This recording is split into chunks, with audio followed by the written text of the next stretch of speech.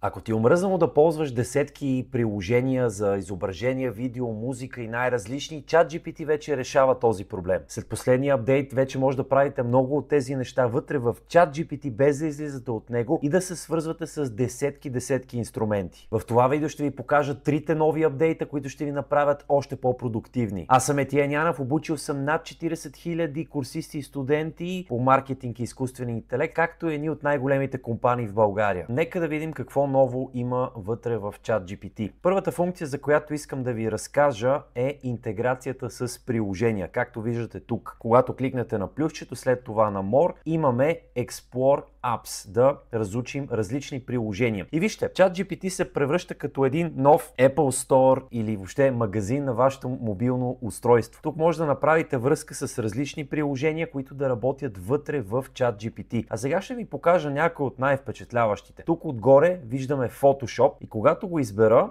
първо ще ви попита да свържете с Photoshop. Това става много бързо с натискането на два бутона. След това кликвате и виждаме как тук Photoshop се изписва отдолу. За да работят обаче тези приложения адекватно и винаги да ви се получават нещата, напишете маймунскола и отново тук да пише Photoshop. Сега, това, което ще направя е ще кача снимка и ще направя малко редакции. Качих изображение с един от най-любимите ми персонажи Гандалф и сега ще кажа да премахнем фона, да видим какво ще стане. Виждаме как ChatGPT се свърза с Adobe Photoshop и в момента имаме изображението без фон, готово за изтегляне от този бутон. Сега ще тестваме друг ефект, искам да замъгля фона. И вижте колко перфектно се получи. Дори от тук имам един слайдер, с който мога да избирам точно колко да се замъглява фона. По този начин вече имаме Photoshop вътре в ChatGPT. Представете си колко лесно и бързо могат да се редактират изображения. Следващото, което ще тестваме, е свръзката с Canva. Тя отново става по същия начин, когато кликнете на Explore Apps, Canva се вижда най-отгоре. Ще включим оператора за Canva и ще му кажа да създаде темплейт за банер за курс по AI в маркетинга от Етиен Янев, да видим какво ще се получи. И резултатите са готови и трябва да кажа, че няколко пъти трябваше наново да му пиша тази команда, за да се получат нещата. В някои от случаите просто ми изписваше промпт, който да споделя с Canva, но след някои от опитите вече се получи. Имам няколко банера, които ми изглеждат твърде базови и предвид това, което ви казах, че трябва няколко пъти да му се казва командата, ми се струва, че интеграцията с Canva все още не е толкова добра, може би не е толкова добра, особено в сравнение с Photoshopската. И тук има още едно, което ми се иска да пробвам, свръзката с Booking, да видя дали може да ми намери изгодни хотели. Отново включих оператора и му казвам да намери изгодни хотели за Борове за двама човека, датите 3, 4 и 5 януари и да видим колко е полезно. И предложенията са готови. Това, което ми прави впечатление е, че е въвел съответно информацията в търсачката на Booking, точно както исках, за точно толкова души, както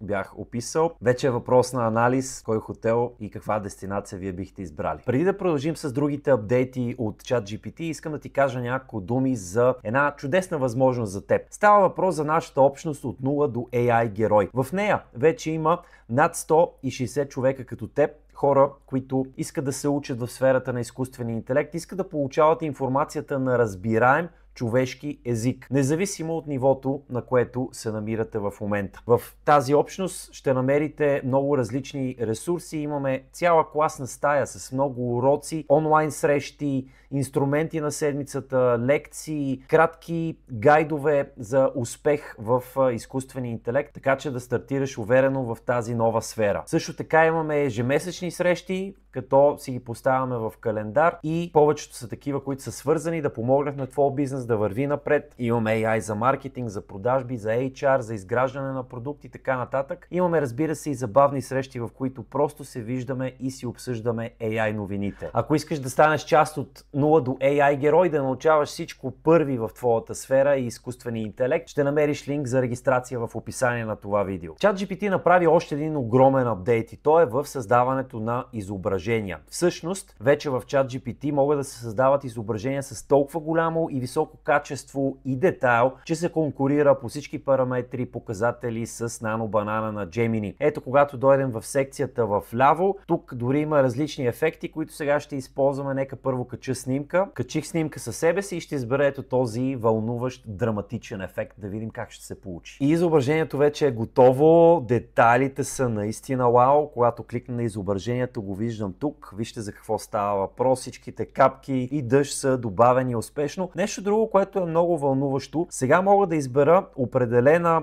зона в изображението. Това става, когато кликна на Select Area и след това, да кажем, тук на очите ще добавим едни очила. Всичко, което трябва да направя е да маркирам зоната, след това ще напиша Sunglasses за слънчеви очила и да видим как ще добави. И ето изображението с очила.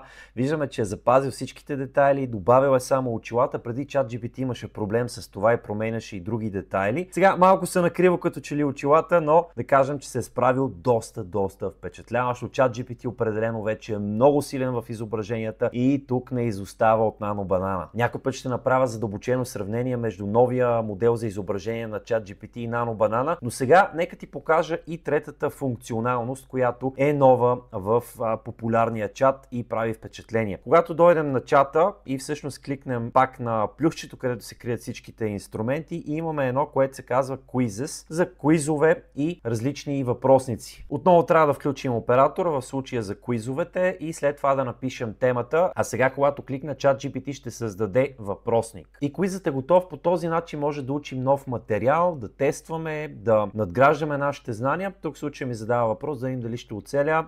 Успях и така мога да продължа и всъщност на всяка една тема ChatGPT може да ми създаде такъв въпросник, тест, както искате го наричайте. Това беше всичко, което исках да ти покажа в това видео. ChatGPT наистина се развива изключително много и в един момент Gemini доста беше дръпнал и много хора започнаха да мигрират от ChatGPT към Gemini, но след последните апдейти от OpenAI явно са си взели пулка и така ще бъде до края. Ще бъде една много голяма надпревара, едно състезание, при което големите играчи като Google и OpenAI постоянно ще дръпват с по няколко метра напред, но ще се догонват, изпреварват и така ще бъде може би през цялото време. Аз обаче ще се старая да ви показвам всичко ново от света на изкуствения интелект, така че задължително се абонирайте за този канал и също така може да гледате някои от другите видеа. Чао за сега!